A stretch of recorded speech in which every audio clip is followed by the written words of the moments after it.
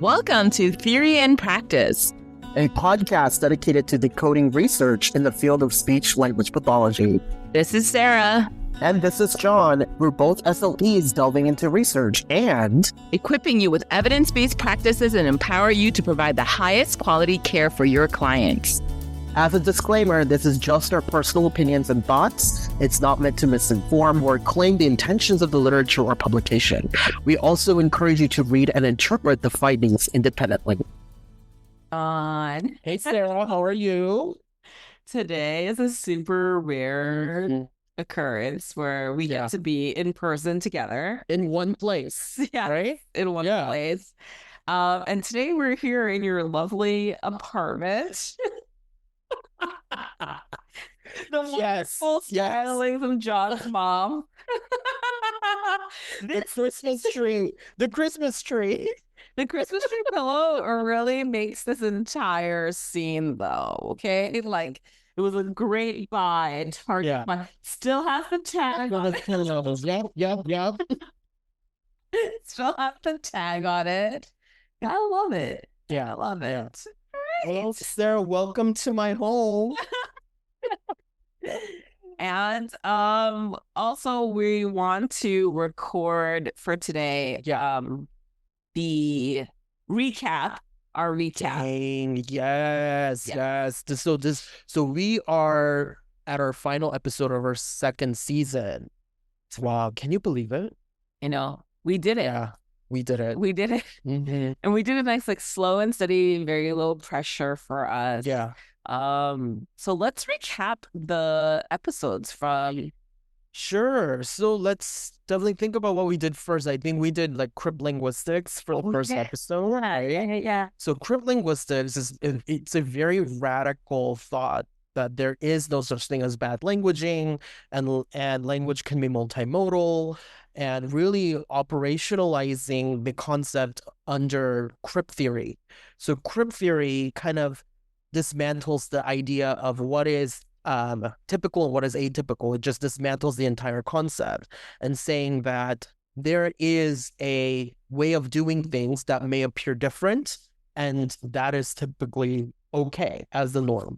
So that's what Crip theory kind of says. And then Crip Linguistics is the one that's saying, regardless how we use our language, there is no such thing as bad languaging. So that's kind of one way to kind of think about that. I think that was a time when we were talking about like language practices and how speech therapists are looking at language and really challenging like what is the job of the SLP. Oh, that's right. Yeah. Yes. But also it makes you question like what is the job of anyone then if they're in like different modalities? Because what we're saying in Crip Linguistics was that like there are not only different modalities, but there is also no wrong way. Correct. Yeah. Right? So I think most of us will respect the fact that there are many modalities. There's unconventional, conventional gestures. Mm-hmm. There's like vocalizations. And even like you don't have to have like expanded sentence structure. Exactly. Right? Yeah. But I think a critical piece of Crip Linguistics was there is no wrong way. So anything, so even reaching, even like and just staying at that level is okay. Yes. That's what right. Like anything is okay, and staying in that level is okay. Like we don't have to shape anything to be a norm. Right. Or to be typical, like what is considered typical, right? Mm-hmm. So that can go a long way. I don't think the society... No. That's totally fine. I don't think the society is yet ready to have that conversation because what is typical is so subjective. But it also dismantles like any form of intervention. Yes. Not just for speech therapists, but like OT could be there. PT could be there. Like, why do we have... And then, like teachers even could be there. Yeah. So that whole thing can question like reading and writing curriculum, the Common Core state standards, right? I think it could also even fall in line with things like vision. Yeah, right? Like, we don't even need to do vision therapy. Multiple Crip linguistics or Crip theory that falls into those things. So I think Crip time really looks at like why are due dates even necessary? So, and how do we make, how do we dismantle the ableism in the due dates and things like that? So that kind of like reshapes how we do our teaching pedagogy practices and things like that. So I think it's a very radical concept that we should to really think about when we're working with students with complex communication needs or children with speech and language issues and things like that. Yeah. Yeah. That was an interesting one. Yeah. It falls along with neurodiversity. It does. Yeah. It does follow along with neurodiversity and also ties in with translanguaging episode that we've done. So yeah, I think it was a great article to start off the new season with. Yeah. And it also like makes me think about like what would a neuro affirming therapist be? Right. Yes. So what would that? And then we're working with families. What are I think the power differentials, right? We've been talking about the power differentials and all that.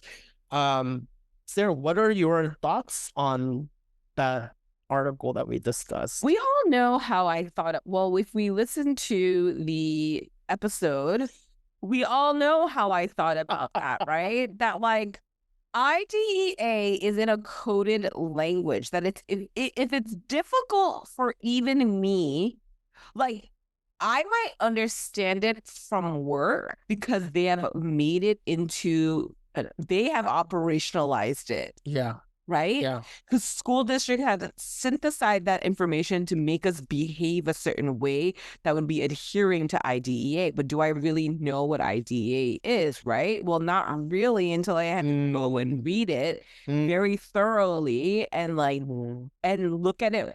Not only IDEA, but like your state laws. Yeah, and it differs, right? Yeah, and it differs, right? Because like, IDEA is federal, so they say these very broad statements, and then your state defines that more clearly, right? And so that being the case, like there is a huge power differential because if your state and if your school interprets it in one way and you do not know what that is, who has the power who has the power in that case? Yeah, right? Yeah.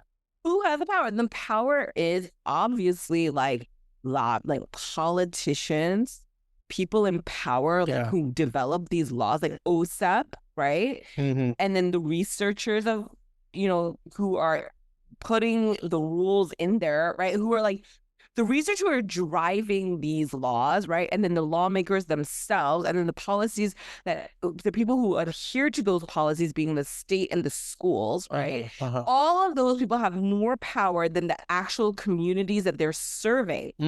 And like the people who are needing this IDEA, like people with disabilities, right? Or like families with children with disabilities, like they need to understand this coded language and these multiple steps before they get it. Before they get any services. Yeah. Right. And I'm not saying that like, let's just have a no process, right? But I'm saying that like, let's have clarity then. How can we make it very open and honest and transparent? That's a really interesting thought because I believe the intent of the law is to provide equity, right? That's the intent of the law. However, the law is interpreted in a way that it favors the school district, right? Or in a way that it will definitely work for them, where families of all different backgrounds may not understand or don't know how this works, or even like work against where the family's coming from. Well, I think that it's a gatekeeping of information. It is. Right? It's like, so I don't think the law itself or the school's policies themselves favor the district. It favors families. But the only way that families can get access to even know that is through that. The interpretation. Yes. Yeah. So meaning like this, like, so meaning like, like the school district knows what not to tell you, right? So that you can not go through due process, right? So here's the thing, like like procedural safeguards. Yeah, right? yeah. We may offer that before every meeting, but if you read the procedure safeguard, it's not that easy to understand. Yes. It's not even in an outline format. It's like headers, right? And so it's like that. And then how often are like IEP teams offering to explain that to families? Right? Yes. And so I feel like the laws themselves is one thing, but then there's an aspect of the gatekeeping of the information. Yeah. And it's not really gatekeeping because we gave them like the procedural safeguards, but the like policies themselves are already coded language. Right. So what is the power differential, right? Like it's not fair to, it's not truly transparent and honest or equitable. That's the word. Right. And where the school district knows more information, but chooses not to disseminate them, right? And keeping the laws just as is. Yeah. So like my daughter, I did her IEP meeting, right? And one of the things that the specialist at the meeting said to me was like, well, what we're here to see is if there's educational impact, right? And if you're in special ed, you know that that's like a code language. We are looking for educational impact. Yes. Right? That's coded language to be like, even if their child scores low, there's no educational impact. We meet all of those in our program. They don't need a specialized program. This program meets that need, right? And then they go, well, we want to do that because we don't want to overqualify children, right? But here's the thing. The law doesn't say we're overqualified. The law said disproportionality. That's what it says. The law says we need to make sure that there's not a disproportionate number of children of color being put into special education, right? So disproportionate also means underqualification. But almost no school district that I know of, including the one that my children go to, right, have ever considered underqualification. Right? Yes. So I think in the last season, we read through some cultural humility articles about that, right? Yes. And like some underrepresented groups of people who would not get special education services, though they need it, would be Asian American children. Yes. Yes. Right? Like, because why would that be? Because there's already a bias and cultural, and a societal stereotype that we're like genius, we're math, we're the model minority, like all of that. And then we lose access, right? And so that being the case, what I'm just trying to say is that when my program specialist was like, is there an educational impact? We don't want to overqualify kids. And I'm like, I hear that. Me too. But I also don't want to let kids fall through the cracks. Okay? Because kids who need the little boost, need the little help, they deserve that right. Yeah, no, absolutely. And I want to know how much thought was put into that before you started like whipping out the law. Like, did you even consider looking at my child holistically before you said that?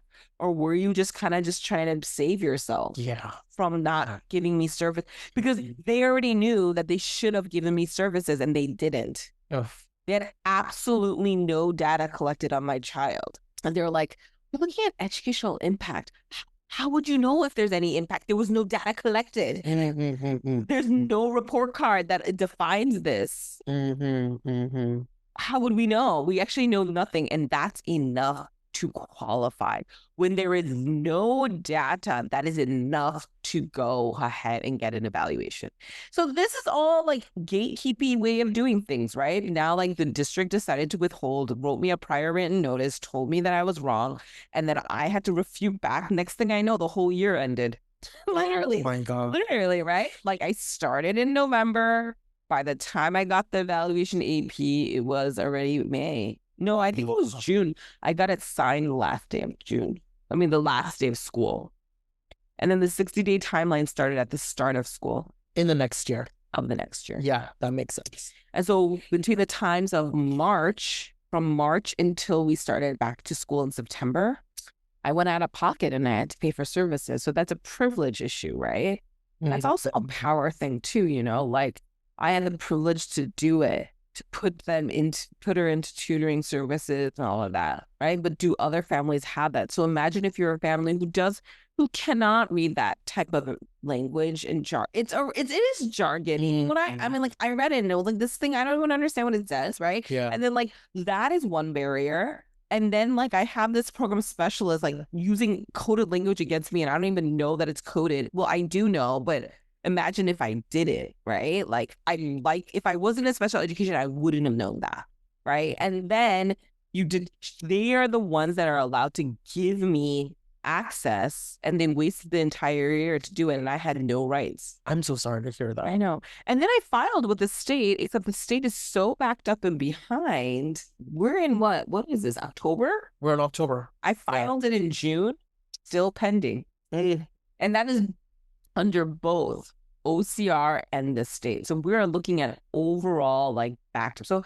So to some degree, like, IDEA is supposed to be made into the equitable, but based on all of these, like, procedures and all of these safeguarding methods that they did, it's so backed up. I don't feel protected as a family, right? Johnston. I don't feel like anybody was at, my daughter's corner, like, rooting for her, trying to give her the best. What I felt was they were like, oh my God, this mom is mad. Let's not piss her off. We need to, like, not get a lawsuit. That's what they were thinking. That's how most are thinking. Yeah. But this story also makes me think about there's power differentials in episode 3. Yeah. Researcher to clinician. Clinicians, yeah. So I think that episode is really talking about, like, the disconnect between what researchers are thinking and how clinicians are operating. I'm using that word again. Operationalizing what, like, clinical practice is, right? And we're talking about researchers are only thinking about the theoretical part. With this very small sample size in a very highly controlled environment, this is what we're able to do. And B, clinicians aren't having the luxury, again, to implement that finding because there's so many variables at play here, right? We may not have the same type of students that the researchers have. When we trial this, I'm coming up with different results, and there's so many policy barriers that the clinicians can and cannot do, things like that. And I think that's the reason why there's this huge disconnect. And I think ASHA kind of tried solving the problem by creating the evidence-based practice triangle, or the pyramid, right? We have the data, the research data, and then we also have the clinician's experience, and then we also have the client, the response from the client, or the client preferences. And I think those three, I highly important to incorporate those all three together as clinicians. What are your thoughts on that altogether? I honestly felt like I didn't really understand the power differential between the researcher and the clinician. I mean, like, that is a legit answer, to be honest. Yes, because here's the thing. Like, when I think about power differentials, right? Like, it is a power differential because, like, yes, the researcher gets to be the people that, like, decide on what to look at. That is true. That there is a level of power for doing that, right? And, like, it doesn't require the researcher to come to the SLP and ask them what they want to look at or whatever, right? But I don't look at it as a significant impact to our general field because of it. I mean, do you remember the first episode of season 1? Do SLPs even read what researchers point out? Stop! It's a legitimate answer. Yes, right.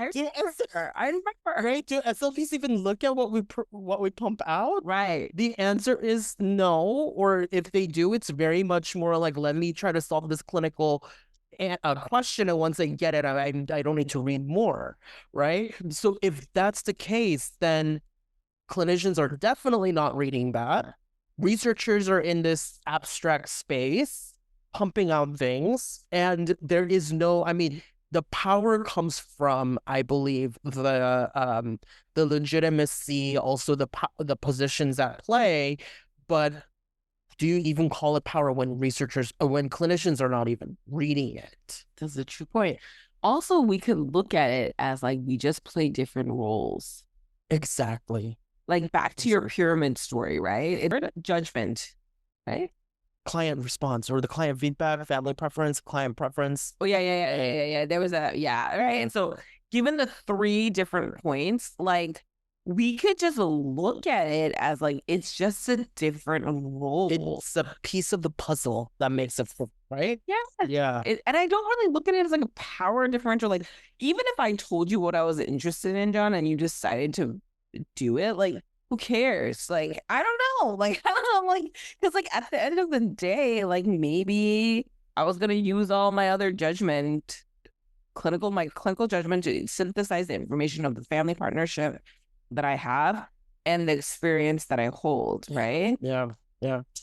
Although I do have to say that research is really important to still read because that's also how you end up making the wrong clinical decisions, right? But I still feel like most of our field, all in our scope of our practice, how many is that? 12 points or something like that? There's like 12 different, what's our scope of practice is like are we're talking about 6 right now? Or no. Just like SLP, scope of practice. Oh, the big 9. Yes. ASHA big 9. Yes, Yes. When you look at that, the hard data has been existing for a long time. Like, those things aren't going to change. What we know about fluency, for example, like it hasn't radically, like the main points is what it is. Like AAC is like that, right? It's like AAC isn't going to one day be like, let's just go back to no AAC. Right. The data has always been there. There's like data. Minimal pairs has always been there. Yeah. Right. Yeah. Right. Yeah. So you could have different ways of having researchers define in different intervention. But in terms of the actual data of what is AAC, what works, that's just pretty stable. It's classic. Yeah. Pretty stable. And I would say the same about like all 9 areas, right? Like, yeah. So like the cycles approach of articulation, like that thing is old. Like, you know what I mean? So I don't know. Like it's like I look at it as just a different role. Yeah, I definitely agree with that. Yeah. All right. Okay. And then I think we have our 4th episode was on Maria Choi Peña's work. That was a good one. I like that article, right? That was a really good one. And then I went back and I read some more of her work from like the book, you know, and I'm like, the mothering other language. Yeah. Excellent overall. Like, just really enjoyed the way that and what I love about Maria Chalpena is the way that she operationalized, okay? Like, she operationalized under her own positionality statement of saying who she is and who she is. Yeah, I like that. Not was, but who she is, like, and how she was kind of saying this without having to explicitly. Lives are not that clean cut, you know, and we all are dynamic people. Right. And so sometimes education is not the forefront or the priority. Right.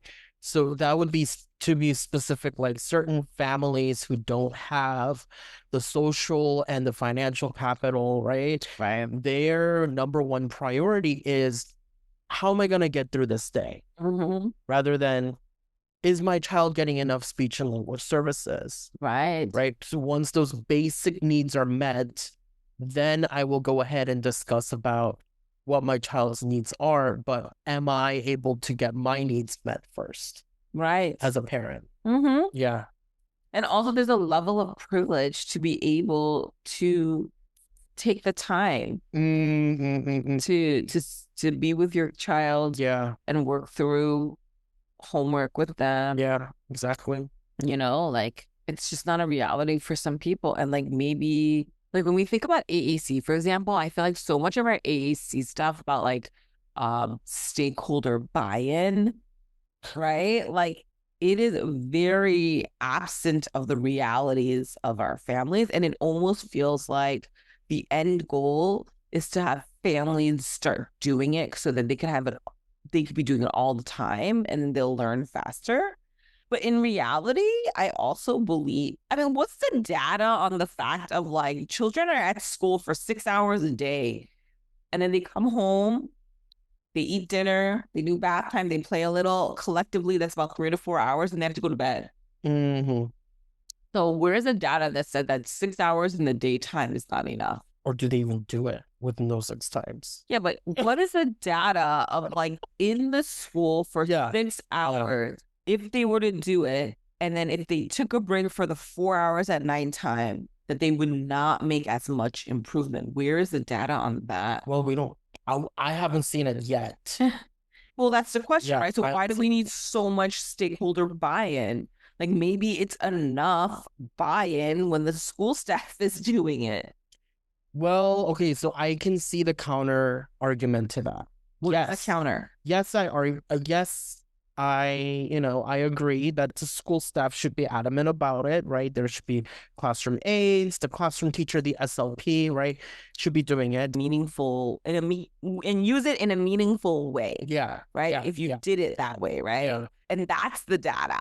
So then, but that doesn't mean that they can't use, they have to use it the whole day sometimes too, right? Like they have other modalities of communicating, because then you have to counter that with what about multimodality? Right.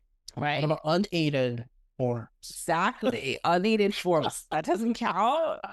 That should count. That's 100% gonna count.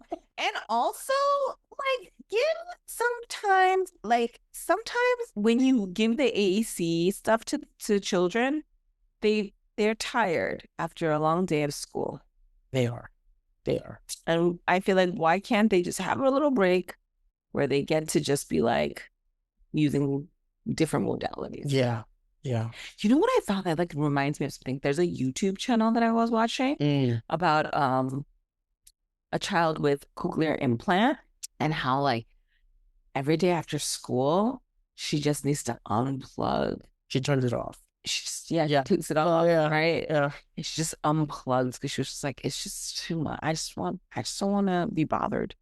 It's a autonomy. And that's like the same thing as us too, right? It's like after a long day. What did you say to me, John? Like, why you live in this apartment by yourself? And I was like, this place is like, aren't you sad? And then you were like, listen, like after a long day of like going to school and talking to all these people, like when I come home, I don't want to keep on doing that. Like, being mindful of others. Yeah, totally get it. Yeah, right. Like you want to just decompress and like, and then we wonder why like kids like freak out when they see the AAC device sometimes, right? Because they associate it with work. Have you ever seen that? Associated? Yeah, I've seen it. Yeah. I've seen it. Because they're associating it with work, because like now every time like I want something, even though you know that I want that, you're making me say that. You're making me do this. Right. And I don't know if that is... Although we say that we should be honoring all forms of communication, right? Teaching functional communication is like, okay, now try it in a more functional way. Yeah, totally. Yeah, well, I liked Maria's paper because she identified... I know we went off a little bit of a tangent about that, but like... No, you're absolutely right. What I'm trying to point out was that like everyone's life is unique and different, and Maria identified some of those things, but I also think what Maria identified was like real hardship though, right? Like immigration issues, family affairs, family affairs, and then even access to like physical health, like so healthcare. Yes. And like feeling like they don't have social capital. Right. And they're like, we can't adhere to what the school wants in terms of family participation. So for example, a lot of the time our IEP meetings happen in the morning or during the daytime. These families who don't have the social and the financial capital are working in the day. They don't have the time to get the time off to come. right? And then if the families don't come, then the school districts and the school team will say, yes, this mom's not caring about their kid. Yeah. That's how it always ends. And sometimes they try to be really sneaky about it and just call mom and say, Mom, you agree? And she'll be like, yeah, yeah, yeah. She won't even know what she's agreeing to. And the team is just signing on her behalf. Yes. And what we're showing is that's a real like issue of privilege, right? But I also think that like what Maria, though she didn't write it in there, I could also look at it from the perspective of like any parent, even if you work 9 to 5, like my child is allowed, right, to just take a break and do what they want and talk to me in a way that they want to talk to me. Like even if I am home, I potentially could do some like, oh, what did you mean by that? Or tell me on this. And like, you know what I mean? Let me show you this iPad so you can learn how to do it like this, right? Like I could both. But do I want to do that right now? Or do I already know what she wants and I could just accept it? So I think it's too, you know what I'm saying? Like, I feel like Maria's particular paper was really weighing in on like societal issues and concerns. Yes. Right? Exactly. Like some actual issues, social issues, right? But I think that parents who also are not impacted by those specific social issues have their own set of real life things that could be happening to them. And that is valid enough to just also be like, listen, the school's priorities, it's not that important right now. Agreed. Well, anyway, John, those were our episodes. Yeah, I mean, I think the literature we're reading is becoming like more diverse and more outside of ASHA. And I think that's really the key here is to kind of expand what other fields are talking about in terms of disability, access, education, special education. Oh, we're going to wrap it up over here. All right, I'll see you all later. Bye.